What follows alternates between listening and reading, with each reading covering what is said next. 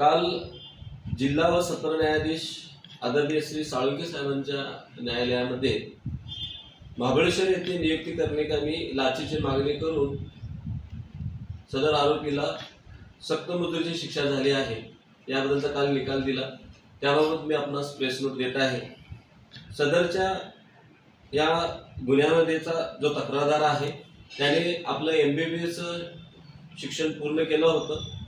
त्यानंतर जी करावी लागणारी जी इंटर्नशिप आहे ती देखील त्यांनी पूर्ण केली होती।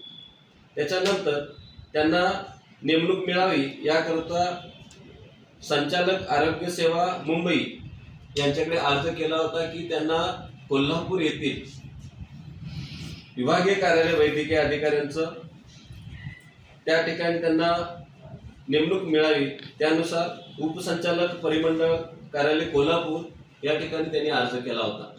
जेव्हा त्यांना सदरचा अर्ज प्राप्त झाला तेव्हा उपसंचालक कार्यालयात कार्यरत असणारे आरोपी वरिष्ठ लिपिक श्री हावळ यांनी जर आपल्याला या विभागीय कार्यालयात अंतर्गत येणाऱ्या महाबळेश्वर येथे जर नेमणूक आपल्याला जर हवे असल्यास आपल्याला 15,000 रुपये द्यावे लागेल, अशा पद्धतीची 8 तक्रारदारांच्या समक्ष ठेवली।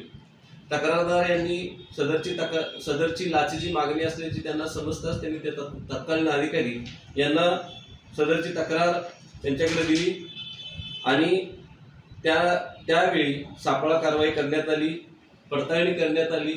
त्यामध्ये हे निश्चित झाले की त्यांनी लाचेची मागणी केलेली आहे।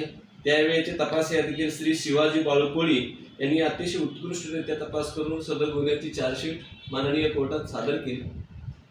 सदरचा गुन्हा सन 2012चा आहे। दरम्यानच्या काळात सदर गुन्ह्याची सुनावणी होऊन सदर आरोपीला 5 वर्षाची सक्त मजुरी त्याचबरोबर द्रव्यदंड अशी शिक्षा लागली।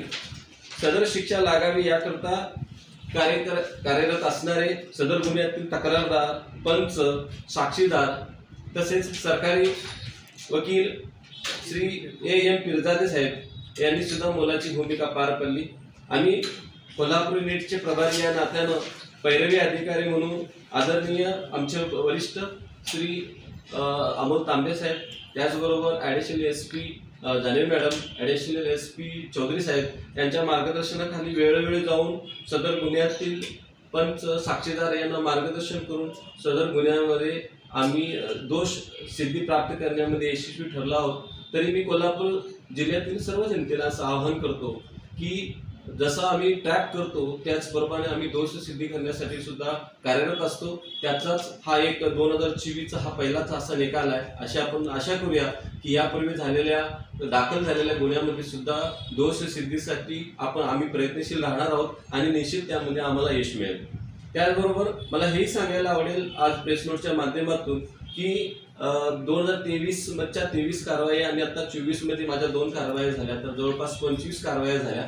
ज्या तक्रारदाराची कायदेशीर कामं प्रलंबित होती, ज्यासाठी ट्रॅप घडले, त्या जवळपास सर्व तक्रारदारांची कामे पूर्ण करून घेण्यात सुद्धा आम्ही यशस्वी झालो आहोत।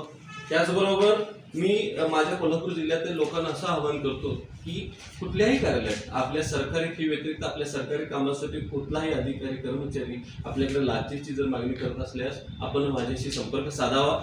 माझा संपर्क क्रमांक आहे 9673506555। पुन्हा एकदा मी सर्व आदरणीय कोर्टांचे तसेच सरकारी अभियोक्ता पिरजादे साहेब तसेच माझे वरिष्ठ आणि सदर गुन्ह्यामध्ये कार्यरत असणारे तक्रारदार, पंच, साक्षीदार या सगळ्यांना धन्यवाद देतो की त्यांनी सहकार्य करून सदर गुन्ह्यात दोष सिद्धी करण्यास मोलाची भर घातलेली आहे। मी सर्वांना धन्यवाद देऊन आपली रजा घेतो।